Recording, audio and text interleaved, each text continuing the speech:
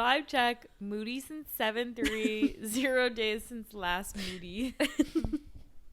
Lots of feeling sad / frustrated. We should get one of those letter boards for our apartment that says like days since our last cry. Yeah, we could have like a calendar where we check off every day that we cry, and then we look back and we're like, how many days did we cry? Oh boy.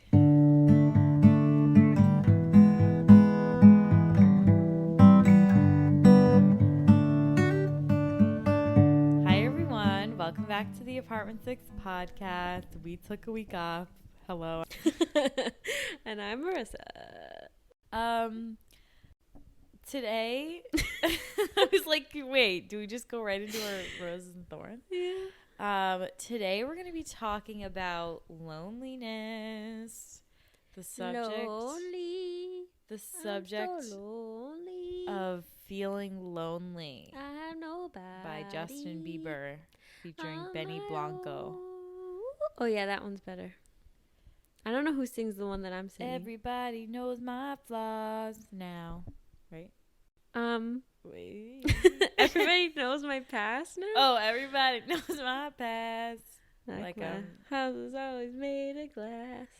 I love that song. That song came out. I was like, why do I love this so much? I just do. Why can't I think of any of the lyrics right now? Like I'm trying to get to Looking just like in the mirror, trying to steady yourself and seeing somebody else. I'm so lonely. Lonely.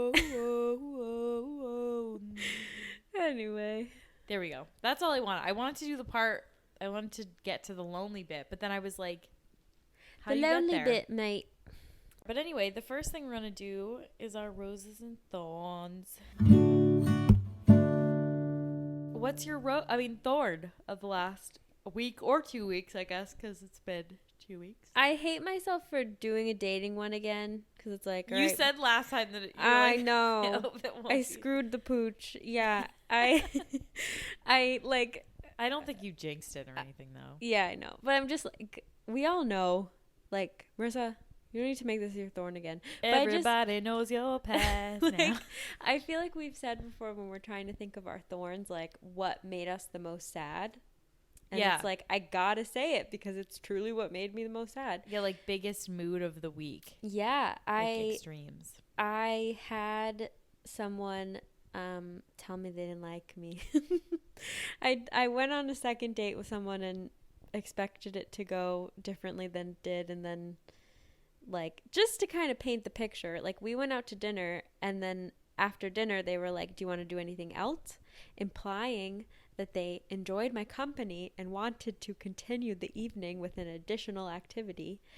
Sure. And then we ended up just like walking a little, and I was pulling a little frisky business and said, would you like to come back to my place? And he said no. And already at that, I was like, man, like, I put myself out there. Like, I've never asked someone that before to, like, come back with me. I mean, you genuinely needed to go home. I mean, I had to pee. Yeah. So it was like, you kind of were like, I'm going to go do this, and if you want to come with. Mm-hmm. Yeah, so, like, that night, I was, like, a little bummed about it, but I was like, I could see it going both ways. Like, I could see there being valid reasons for him to have not wanted to, like, whatever. And then the next day, of course, I get the text from him that's like, just wanted to let you know that I'm not feeling a strong vibe, and I think it's best if we don't see each other again. And I didn't respond to that. Had a bit of a breakdown. I literally kind of forgot that it's funny because my memory of it being on the other side of the door is that you were like very, I think stoic would be the word in this case. Like you're very like, I don't want to talk about it. Shut off your emotions. But I forgot that you actually felt all the emotions first. Yeah. Well, I mean, I think I was probably like outwardly that way because I just felt so like stricken that I like couldn't, I didn't even have anything to say out loud. Like I was like, I can't even speak. So I literally, I holed up in my room. I listened to the Blue album by Joni Mitchell I did hear twice that. through I heard on my it. record player. I went from side A to side B and then back to side A and then back to side B. And that's when you know you're in your feels, when you need 2 go-arounds. But yeah, I mean, I feel fine now. These things happen. They happen all the time. It's like you get really down. You get pushed down by a stupid boy and then you got to work on it, get back up again, whatever. So that was my thorn. I'm not going to say, hopefully I don't have a dating thorn again, because I probably will, but I don't know. In general, yeah. I'm like, something else from a different genre of life can happen to me. I need like a different genre of thorn. You know what's interesting? That situation was your thorn 3 weeks in a row. Yeah. So he was never a rose for you. I know. Except for maybe in like the first, your first date, like that day was like a rose, and then it immediately became a thorn. Yeah. Because you didn't know when you were going to see him again, and you were like confused by him. Yep. So it was like really like more hassle than it was ever worth, because it didn't bring you any joy. Yeah. Dumb. In the end. Moving on, folks. What was your thorn? My thorn was that for some reason I was in the pits last weekend through some of this week. I just felt like I saw my friends over 4th of July, and I saw sorry, I yawned. And I saw like my family, and I was like able to like turn it on and feel good around them. But at the end of every day, I felt sad, and it all started with like feeling really down like on the Saturday, and then I just sort of like felt like in the pits, and it lasted through probably like Wednesday. I think Thursday was when I started feeling it turn around. I don't think there was like a particular reason either. I just felt like poop. And I also like started physically feeling not great. I had a sore throat, and like my back has been hurting. So I feel like it was also like some physical things that were just sort of like gnawing at me a little bit. And yeah, I felt like really yucky mentally and emotionally this week. And now I'm feeling stable. That's all we can like have now hope for. Yeah, like now I just feel like normal. But like I was like feeling like subnormal, subpar for like a week-ish. Not a week-ish, but like a few days, like for the week. You get it. Okay. So what was your rose? I mean, I have like a mini rose, just like, I guess I have 2 is what I'm saying. Okay. But like quickly, just we watched In the Heights last night, and it was just really good. Is that the mini one? Yeah, I just like fully enjoyed myself. Like it was just such a good film. Like I loved it. So definitely watch it. Like highly recommend if you haven't seen it. It's cute. But also I had last Monday this like day to myself, which actually kind of lends itself to our topic, I guess. It does. So like spoiler alert, I like being alone, like having alone time. And particularly I like when I go home, I normally don't get to really have alone time, because it's like I'm there to like spend time with my family, and specifically my mom. Like we will like hang out every day, do everything together, and like that's the point, because like I miss her, and it's not that I don't want to see her, but because I'm like with her the whole time, I never am alone. But I had like this day where she was working and I wasn't, because it was the day after 4th of July. And yeah, I just got to like explore. I grew up close to Providence, Rhode Island, so I like went into Providence for the day and like strolled around my old haunts, like got a really yummy lunch and matcha, and I feel like I like filled my cup, like charged my batteries. That's a good feeling. It was good. What about you? I don't like. Why didn't I prepare?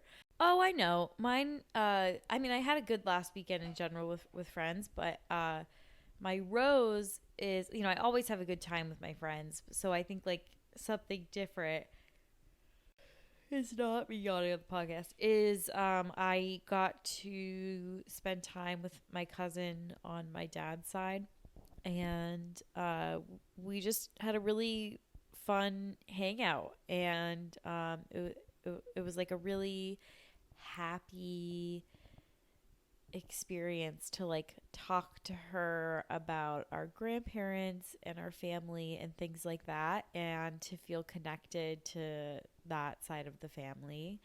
And we just had a really good time. We laughed a lot, and it's not often that I get to see her. So that was probably that was my rose. It was a good day. Oh my God. And we got this incredible cake. I didn't tell you about it, but it's just like a Stop and Shop cake, but it was like a yellow cake, but with like chocolate frosting, which like I love like a yellow cake with chocolate frosting. Like I love like a vanilla with chocolate frosting. It's so good. But it had like 2 different kinds of chocolate frosting. So it was like milk chocolate frosting, and then it had like a ganache. Then it had cookies on top. Cookies, chocolate chip cookies. I love when a dessert has another dessert. I know you do. And so it was like, and then it had like sprinkles on it. Like there was just so much going on that made this like a fun freaking cake. Yeah, yum. Oh my gosh. It was so good. And I just, when they ever cut it open and I saw that it was a yellow cake with chocolate frosting, that like hits different than like a chocolate cake with chocolate frosting. Those are great too. But something about like a yellow cake with it, it's like, it reminds me of like homemade scratch cakes. Marble cake with chocolate frosting. Yeah, I fuck with that too. Yeah. Ah, so good. We tried to get one of those from Stop and Shop for my birthday, and they didn't ask my mom when she was ordering it what frosting she wanted, and she was just like, I assume they'll know it'll be chocolate. And I was like, okay. No, I feel like they always go with just like a plain buttercream. Yeah, then we got it and it was vanilla, and she was like so mad. She was like, why didn't they read my mind? Yeah, I feel like too, like it was like the kind of frosting that like, it's not like, you know how like some was it like whipped cream frosting? No, I don't like that. Oh really? I like that. Oh no, that drives me nuts. It's like lighter, because I can't normally eat like a ton of the like real frosting. No, I love buttercream frosting. I get like so disappointed when I see whipped cream frosting, because I just don't think it's as good at all. Good and so to like know. But like, okay, so I just feel like it's almost like dark chocolate frosting or something that's like real, like when my mom would make like a scratch cake with like chocolate frosting, it's like that kind of frosting that's just so good. Like it's not like moussey, it's like rich. Yeah. Anyway, I gotta get off it, but oh my gosh, now I'm kind of hungry. All right, we love to talk about dessert. So the topic at hand is cake. Is loneliness, as we just previewed here today. Unless we want to pivot and talk about cake the whole episode. No, I'm just kidding. Cake Boss. Do you think there could be new episodes? I don't know. That they would have put out since then? I think discontinued. I think it's like canceled. But do you think, you know how they had only put on certain seasons? Oh, yeah. Yeah, maybe. Yeah, because remember the last episode was like very much the last episode. Like it was like, the familia and like the mom. And, like, it's always La Familia at the end. Like I love like family first. If any of you know, there's this girl on TikTok, Megan. I wish just search Megan in TikTok. I'm sure you'll find and then her. She does like this content. I'll pull her up so I can show you guys, or not. Oh no. Okay, but like I'll like read her TikTok name. But she does like every episode of such and such, and it's like she like reenacts the episode solo. Yeah, and it's funny. so fun. Like she does all kinds of shows. But my friend originally sent it to me, and she was like, "Aren't you obsessed with Cake Boss?" And I was like, "Yes, thank you for knowing." And this girl like does an amazing. Oh, here she is. Okay, her name is Meg Donalds 245. So like not 245, but 2 FOR5. So MEGDONALDS 2 the number FOR5 the number. So you're doing the most for her publicity. I really just need people to know. And I just feel like every episode of Cake Boss ends in like, La Familia is the most important thing in our life. I know. And at the end of the day, it's just frosting and cake. It's really La Familia that matters. And I'm friggin' obsessed. Yeah. Good stuff. See, we really could do a whole episode on it. I could do a whole episode like a table reading of Cake Boss. Oh my God. Anywho, so we don't have like a script or anything today. Not that we ever like normally do. But we're just kind of meditating on this idea of loneliness. So my last episode started, I gave like the definition of loneliness. So I will do that right here, right now. From like Merriam-Webster or just like your definition? From Merriam-Webster. Okay. So something I thought was interesting. Okay, yeah, I remember my point now. Sorry. Okay, so something I thought was interesting was that according to Oxford Languages, so I guess not Merriam-Webster. Not Merriam. Lonely as an adjective means sad because one has no friends or company. But then there's a secondary definition that just says without companions, solitary. Okay, I like that better. So this is what I thought was interesting. Isn't that weird how this one word, one of those is like it has a negative connotation and it's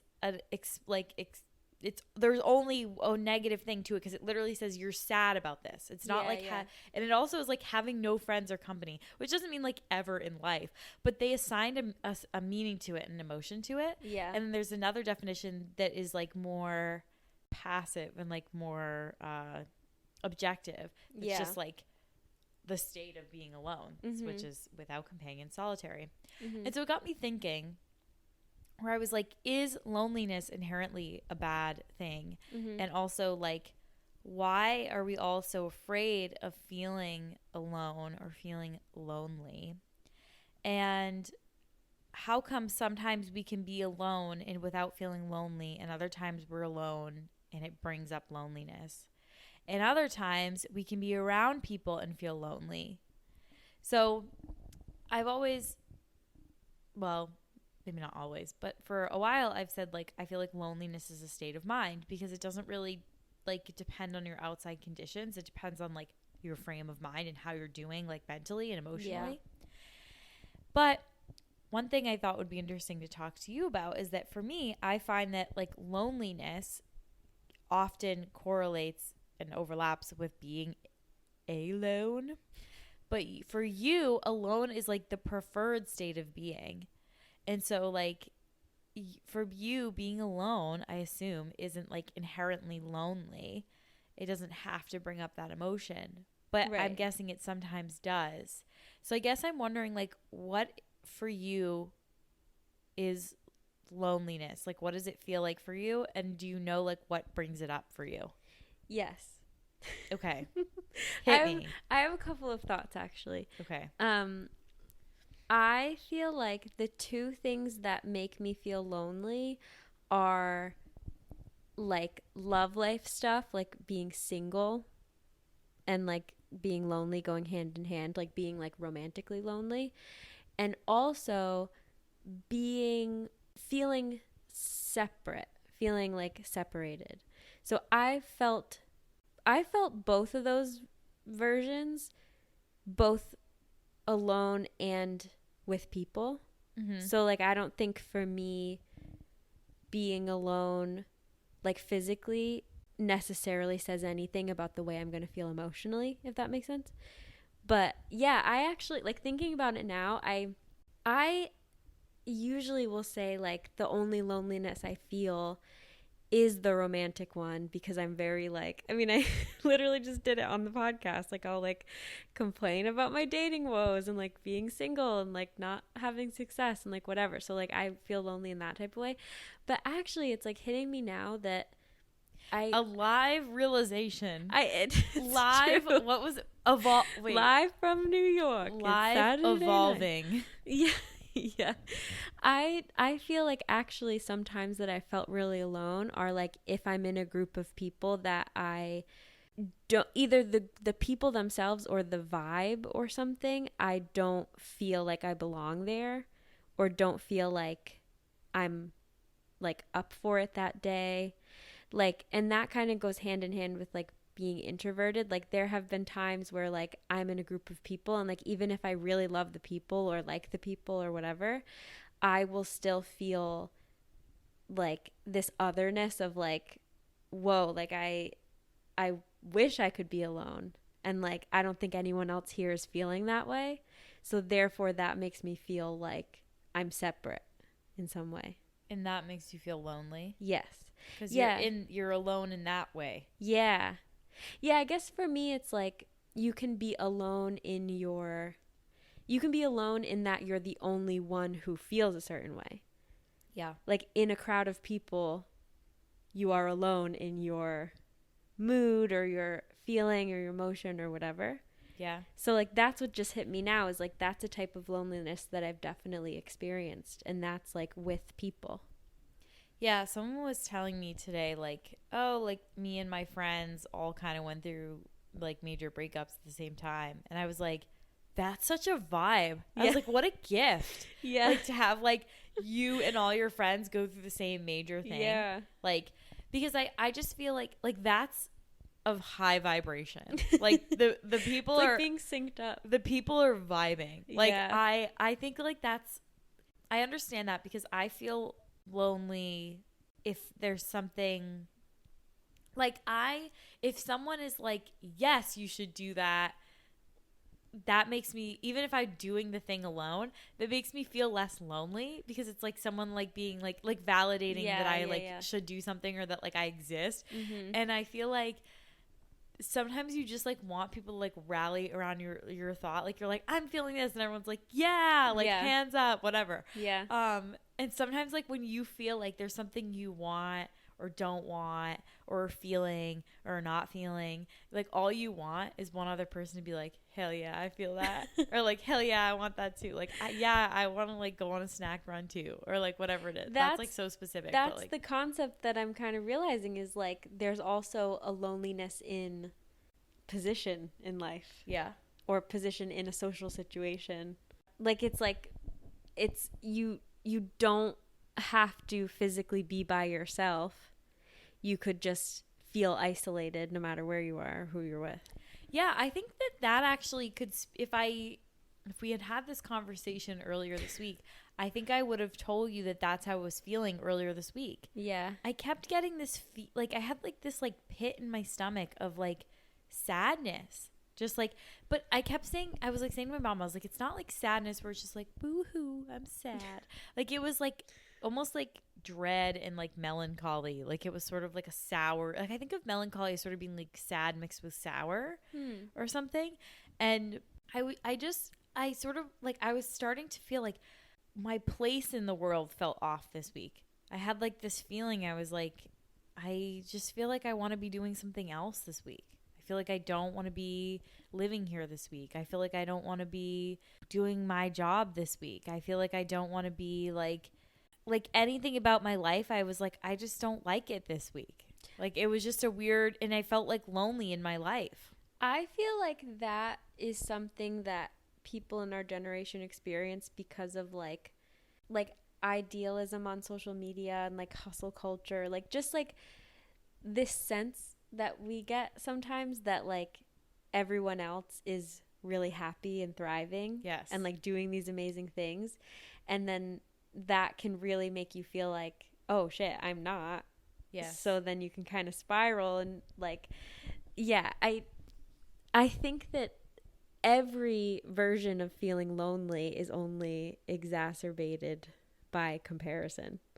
Yes.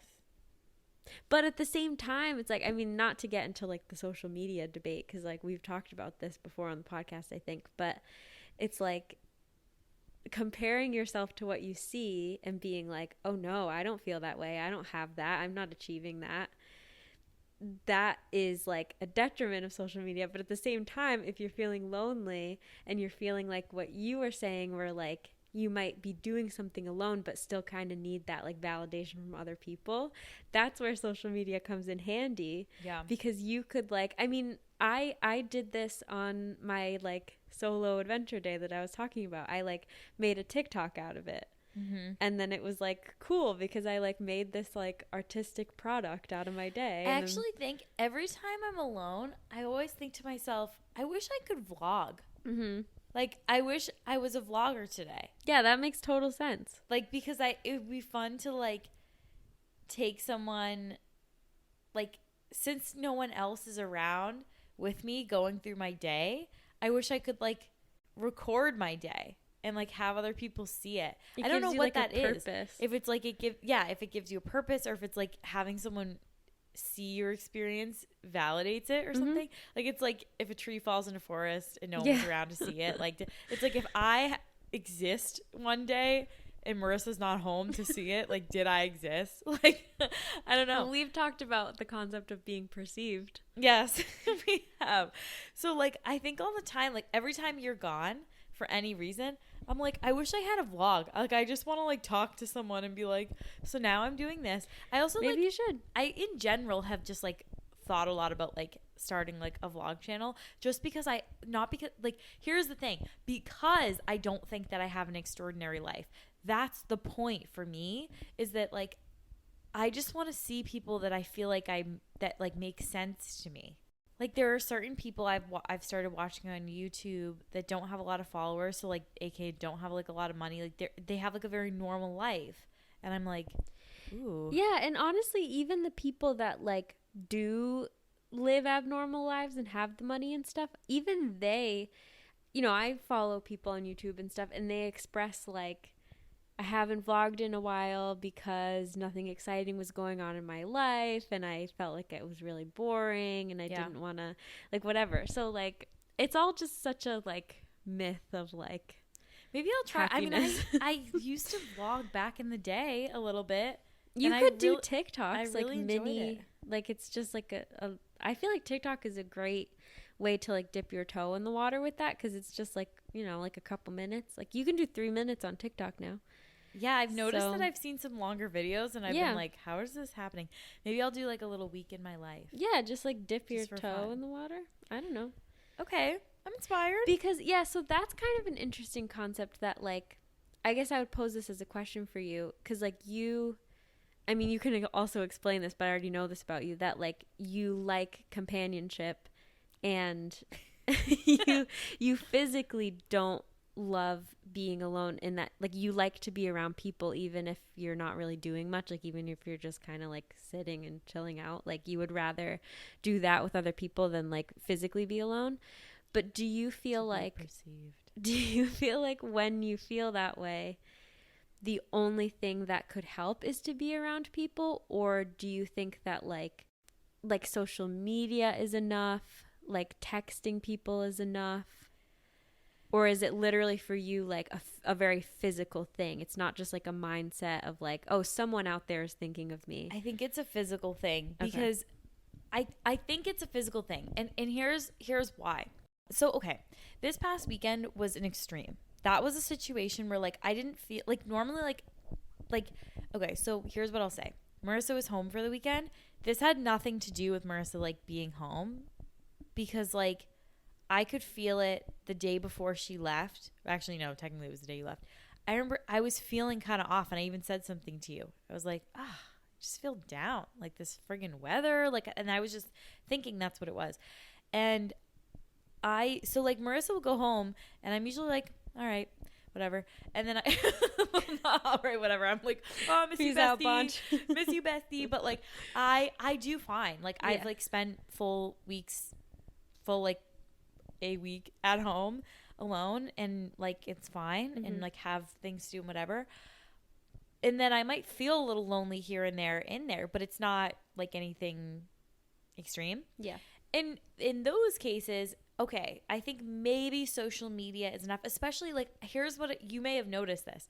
Whenever you leave, I'm more active on social media. Like on my, like all of a sudden I'm doing a Q&A on the podcast, or like I'm posting it. And I think that's my way of, it's like, instead of like telling you things, I'm like, hello, is this thing on? Yeah. Like I'll share it with other people. So there's that. But I think when I'm in a state of like feeling down, like feeling lonely, like yodel lonely, not just lonely, I I think like it's not enough because I'm aware of the fact that like if I call my mom, she'll pick up and we can talk. And I'm aware of and that she's thinking about me and cares about me. Right. And I'm aware of the fact that I have friends that I can call and talk to. And I'm aware like that I could like walk outside and like there would be people around. Yeah. Like I know all those things and it doesn't help.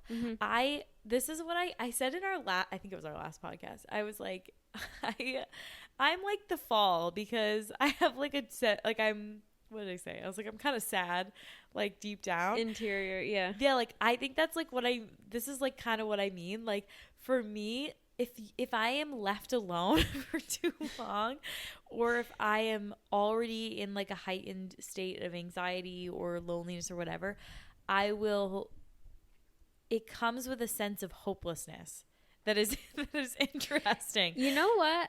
That really resonates with me specifically on the romantic end of things. Yeah. Because that's exactly how I feel about like that particular area of my life. Like if I'm feeling okay and like mentally stable and like happy enough in like other areas and whatever, and something like frustrating or sad happens to me in dating, I'm way more able to like shrug it off.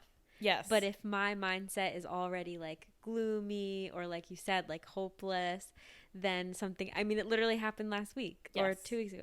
Last week, yeah. Something bad will happen in that area and it'll like completely crush me, even if it's like no big deal. Like people listening to my thorn might be like, so what, you went on a second date with a guy and he said he didn't want to go on another date with you. But it's like if you are already feeling down and like unsatisfied in general, or just like vulnerable in any way. Yeah, vulnerable is a good word. Yeah, it's almost like you don't have to be sad, you can just feel a little vulnerable or off. Yeah. It's almost like a game of Jenga, and you're like at the end where life to be like that phase where like it's getting risky to pull a piece out. Yeah, it's like if you're in that phase, are quaking. If you're like in the like, ooh, the wood is quaking. Who's gonna tip it? Like what event is gonna tip my Jenga cubes? Whatever. Yeah. That's kind of the phase that I was in, where it was like one little block got pulled out and then my whole tower fell down. It's interesting that you are using Jenga as the... Yeah, what do you think of that? Do you like my metaphor? I was going to say, I was like, what's that called? I could not think. I was like, a motif? I actually don't know what's the difference between like a metaphor and an analogy. Anyway. It's interesting that you refer to this as like something coming crashing down, because that resonates with me because my mom and I, when our anxiety reaches like a fever pitch, which I would say it wasn't necessarily that I was feeling anxious last week, but like my emotional health reached a fever pitch. We call it falling off the cliff because it feels really easy to spiral. It feels really like something you could like, boing, like something hits against you and you would fall off the cliff because you're just right on that edge. And it's like if you're not in a great emotional place, it's like if you're in a great emotional place, right? Yeah. You're like high up on that summit, that cliff, like you're like nowhere near the edge. You're like smack dab center at the peak. But when you are feeling a little off, you're like closer to the edge, and little featherweight things can like make you lose your balance and then fall off, just like Jenga. So it's like there is like an emotional cliff that we all kind of like sit on every day and deal with every day.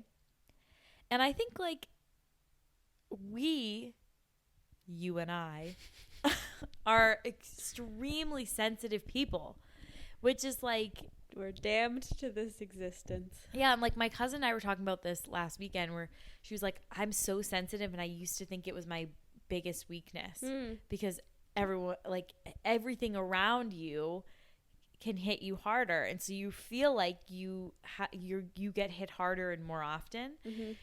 But she was like, and then I got older, and it wasn't until like more recent years that I realized it's actually like my biggest strength, because it's like the whole reason I like am able to connect to people. It's the whole reason I'm able to be artistic. Yeah.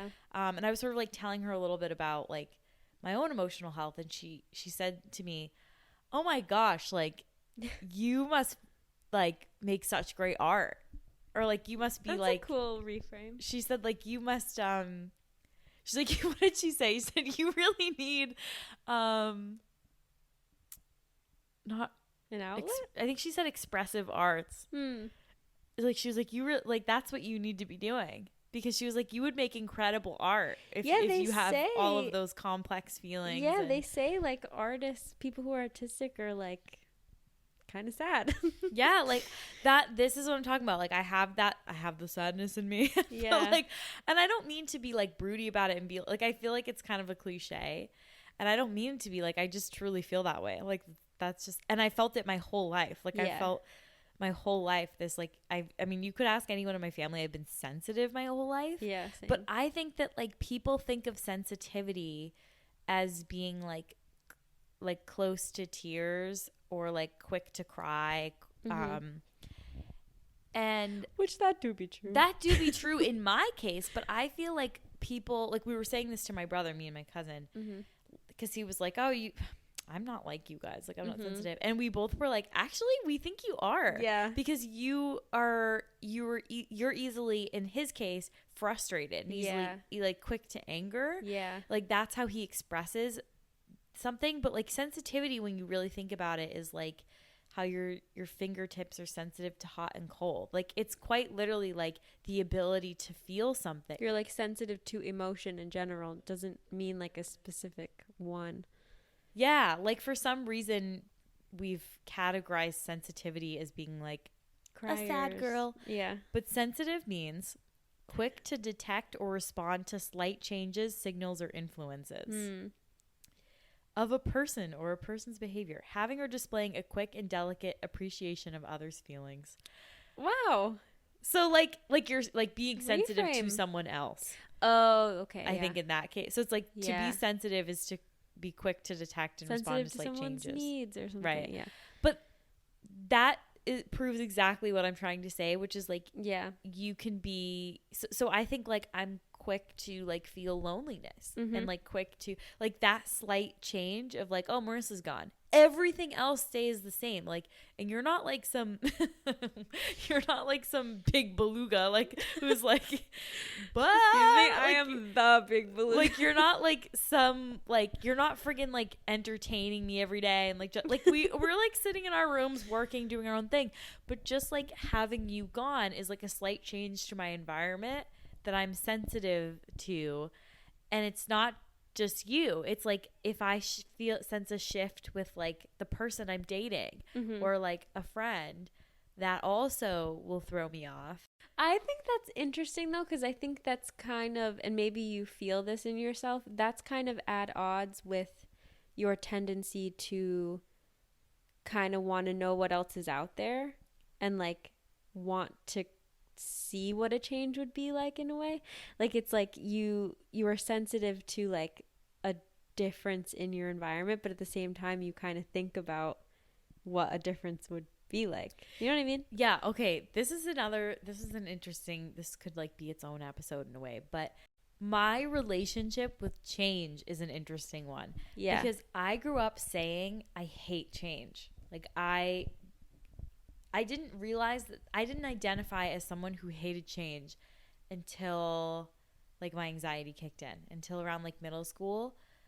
But there were signs of it. And my mom used to say that about me when I was younger, because I hated every grade. I would be, oh my God, I can't believe I have to leave the second grade. I'm so sad. I love my teacher. I love my friends. I love my seat in class. I love my classroom. I love my school. I love my, like, I would just, every freaking year, I would be like so attached to like the year. And even like, I did not have a good third grade. Third grade was rough for me. Third grade came to it. Oh my God, I can't believe I have to leave my teacher who was a biatch.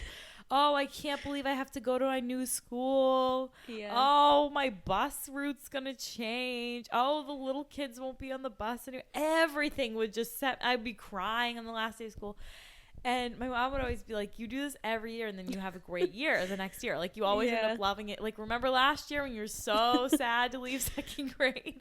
Which, like, I visited my teacher, like, every day for months. But I would dread change. And I had the worst time with it in 6th grade because my anxiety had started up the summer before. And it was a middle school, and so it was a different thing. And, like, in middle school, you have multiple teachers. And I remember saying to my mom, like, I just feel like no one even knows who I am and no one cares about me. And I meant that in terms of, like, my teachers. Because I was like, I'm, like, 1 in 100 kids in my house. So I was like, who cares about little old Jessica Kasparian? And so I suffered change pretty bad when I was younger. And would notice, like, huge spikes in anxiety before any kind of change would come. And I think I ended up forming, like, some kind of coping mechanism around it. Because, like, with grief in particular, I tend to grieve people or things, like Penny, before they are gone. And so I think I do that, like, as not just a coping mechanism for grief but for change. Like, I know that the change is going to be hard for me, so I start getting my mind used to it early. And in recent years I've started feeling like I actually don't mind change. I, like, welcome change and even look for it. And I don't really know why. I think maybe because I've, like, maybe mastered it a little bit. I don't know, like, I'm used to change. At this point, I'm used to, like, oh, you go through another grade, whatever, and, like, oh, you, like, graduate. Like, I've gotten used to the concept of, like, you're never gonna slow time down. So, like, okay, I guess we'll just move through this, and, like, and now I feel like change is something I can control, so I don't mind it as much. Yeah, but maybe the difference is the types of changes you don't mind are ones that will then become your new normal. Yeah. Maybe. Whereas the ones that you do mind are the ones that are, like, a brief, like, difference from your current normal. Yeah. Because, like, you saying that, like, you, like, the change of me being gone is something that, like, affects you in a bad way. That's where I'm getting that from. Because it's, like, that's not a change that's going to then you get adjusted to it. Like, that's just a temporary change. You know what I mean? Yeah. You know what you just reminded me that I said this to, I think, Julia. Hi, Julia, friend of the pod. Shout out. I said to her, you know, we were talking about our friend moving out onto her own, and I was saying, we were talking about, like, you and I, and if we would ever move alone. Hi. Oh, goodness gracious. So there has been no time passed for you as a listener. However, Marissa and I are having some issues with our audio software, aka GarageBand. And we just tried to re-record, and then cut out again. So now we're going to try to say what we want to say and, like, end the episode. God willing. Okay, so the last thing that you heard was me saying that I was talking to my friend Julia. And my friend Julia and I was saying to her that I feel like if I were to live alone, I think in my head that it would be really challenging, and it might be, but I think that it may not be as challenging as I think, because it wouldn't be like living. It wouldn't be like when you go away, it's like I'm in the absence of you. That's, like, clear, because this is a space that we normally share. So I'm like, oh, I'm missing this person. Like, this whole person that's normally here is not here, and, like, there's their room and they're not in it. But, like, if I just, like, lived on my own, like, that would just be the default. Yeah, I've been kind of thinking about how when we first found out with, like, COVID happening that we were working from home indefinitely, at the time it didn't seem like it was going to be that long, because the way that people were talking about it was 2 like weeks. a couple weeks or the month at worst, like, whatever. So because of that, I didn't think it necessary to prepare myself in any way to make that change more comfortable because I thought it was going to be temporary. So like now, you know, a year and a half or whatever almost later, I am thinking like, oh man, like I wish I had like a more comfortable desk chair. Like up until recently I was like having really bad like neck posture, like looking down at my computer, and it wasn't until like I don't know, like a month ago or so that I got like a setup that allowed me to be like ergonomically better at my desk. But it's like I didn't think to do any of those things when I thought that the change was going to be really temporary. Yeah, I kept putting things off. Yeah, like I ended up getting a new desk chair. I ended up getting it, but it took a while because I was like, oh, it won't even be. And I feel like that could be part of why the little temporary changes feel harder, because it doesn't feel worth doing anything about it. Yeah. Or like it doesn't feel worth doing anything to make yourself more comfortable because it's like, well, it'll be over soon. Yeah. Like it'll be back to normal soon. And that's exactly how it felt at the beginning of COVID. It was like, it'll be back to normal soon. So like, it's not worth getting XYZ to make this more comfortable. But if it's a life change and it's like gonna be your new normal and you know that, then you might cognizantly think of things that will make you feel better and do them so that you do feel better. But taking that sort of action doesn't feel necessary if the change is temporary. Here. I think that's so true. Yeah, so, like, I think that makes sense for like everything I was saying about why sometimes like big changes just feel easier. Yep. Or they feel more natural to me. And even like, would you say that like in a way loneliness that, well, actually it's kind of the opposite for loneliness, because I would think that, well, I don't know. Do you think that like feeling lonely but knowing it's temporary is better than feeling lonely as like your new normal, like being in a lonely phase of life? Because that's kind of the opposite. Because we were just talking about how like temporary changes are harder, but do you feel like with loneliness it's easier when it's temporary? Kind of, because I think like anytime you can put an end date on a negative emotion, yeah, it makes it easier. But again, it's like maybe you wouldn't even really feel it if you had prepared for it, or you would be like, oh, like once I adjust to this, I won't feel it anymore. And like it's almost like you would overcompensate if it was like in a more permanent situation, whereas in its temporary situation, it's exactly what you said. Like you're like, oh well, I guess I'll just really let myself feel this and really sit in this raw shitty emotion because it's gonna be over soon. Yeah. I don't know. Well, I this don't is know. so hard because I feel like we were like on such a roll, and then like we had to like stop and distance ourselves from the conversation and like do something that's like not like we had to literally deal with like a very technical problem. So it was like, I know. I mean, we could always, you know, this could be part 1 and we could talk about this again. Like I'm sure we have more to say.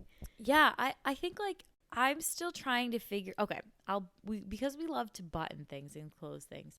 I still feel like I'm working through like why do I feel so lonely, and why is being alone, I just yawned, scare me. However, I think like one thing that I did when I was going through a breakup, I wrote this list called things I can do for me, and it's just things that I can do anytime, like literally at any point I can stop, drop, and do these things by myself. So I'm going to read you them. And then maybe like you can make a list in your own phone of like you, the listener, and Marissa, can make a list of like things you can do for you. So mine are watch TV/YouTube. I mean, some like these are basic things. Like these are not like novelty things. That's what I like about it though. Like it's not like book a flight to Cabo. No. Like it's like very accessible. It's literally like if I'm like in a moment of like panic or like deep like sadness, like I could like look at this and be like, okay, pick a thing to do. Yeah. Take a walk, paint, doodle on iPad, clean, write lyrics that speak to me. So like when I say that, I mean literally like pick a line from a song and write it. Like, or like pick a song and just write out all of the lyrics to the song. Because I love, like, can be like a really grounding thing for me, is like physically writing. And like, I like to write like in cursive, and I used to do that a lot in school. Like it helps me like focus in class, like to write notes and like in the meantime like be like doodling and things like that. So I would write lyrics in cursive, and if you're feeling a certain type of way, sometimes like picking a song and writing the lyrics that speak to you works. Call mom/friends, so like phone a friend. Browse online shopping.